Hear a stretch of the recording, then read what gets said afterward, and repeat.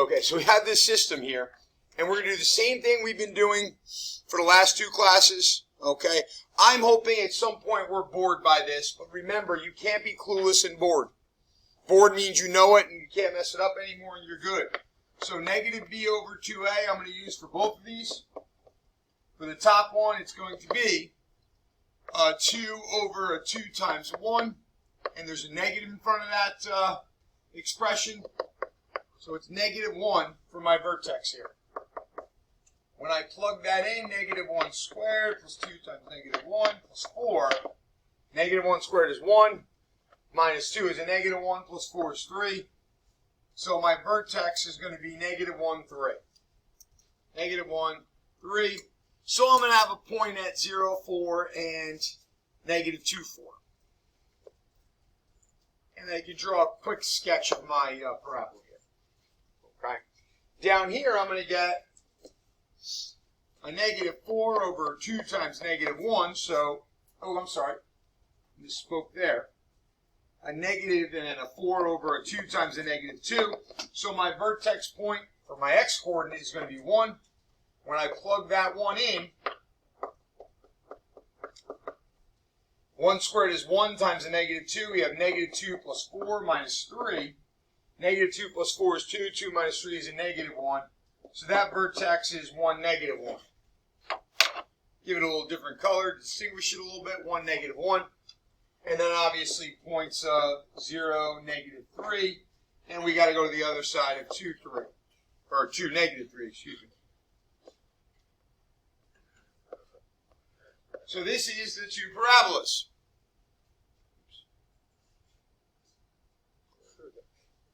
So once again, we add the 2x squared to both sides, we get 3x squared.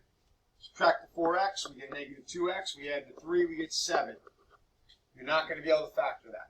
So negative, negative 2, plus or minus, negative 2 squared minus 4 times 3 times 7 over 2 times 3. This becomes 2 plus or minus the square root of negative 80, which is 4i root 5 over 6. We get an imaginary number. Let's take a look here. And let's see how this relates. Okay? So when I put in the equations, or I should say the expressions on each side, x plus 2, x minus 4. So I'm going to put that in. X plus 2, x minus 4. On the bottom, we're going to put in negative 2x squared plus 4x plus 3.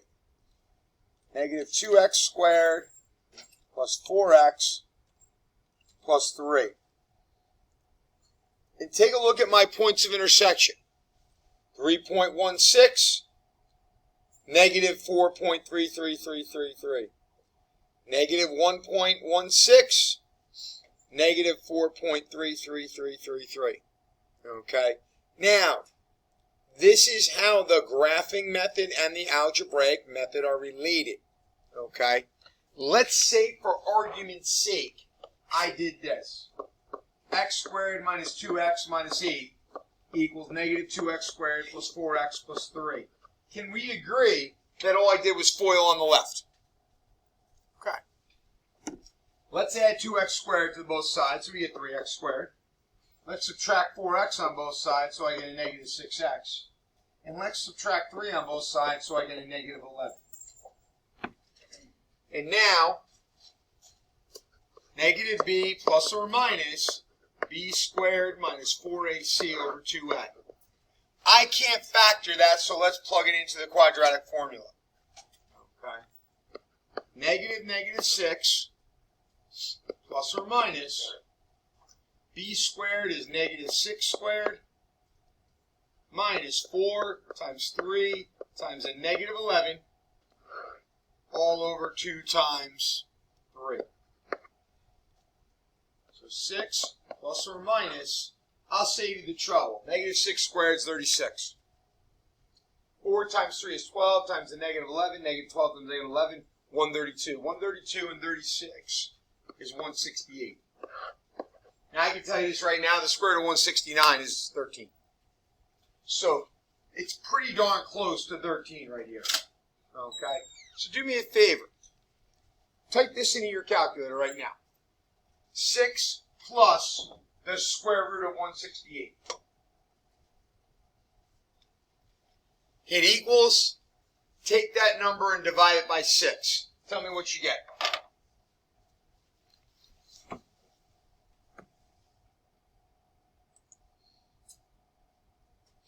I'm going to guess it's going to be 3.16. All right? Yep. And if you look at our graph, that's my x-coordinate. And I can promise you this. If you did 6 minus the square root of 168, hit equals and divide it by 6, you'd get negative 1.1602. The reason why we have the algebraic method, and more specifically the quadratic formula here, is this is there anyone that's going to be able to get these points off the graph by just looking at it, with the naked eye? No. You'll be able to estimate and get a close answer.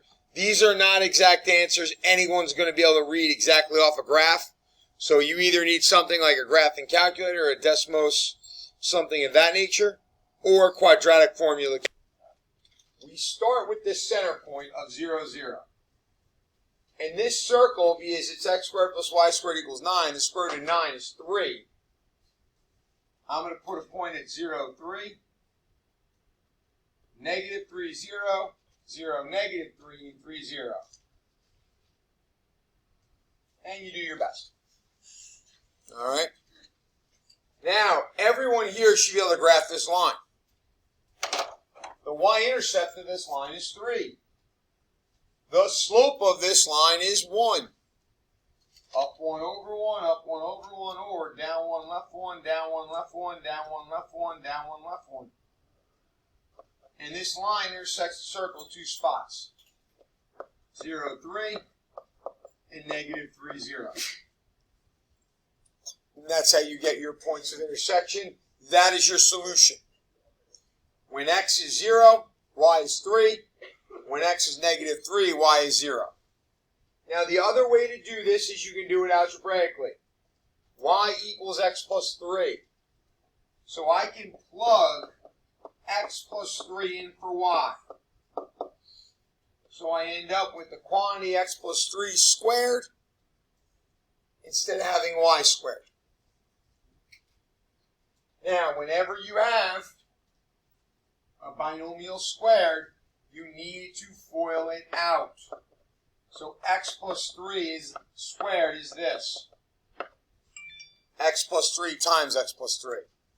When you FOIL that out, that's x squared plus 6x plus 9 equals 9.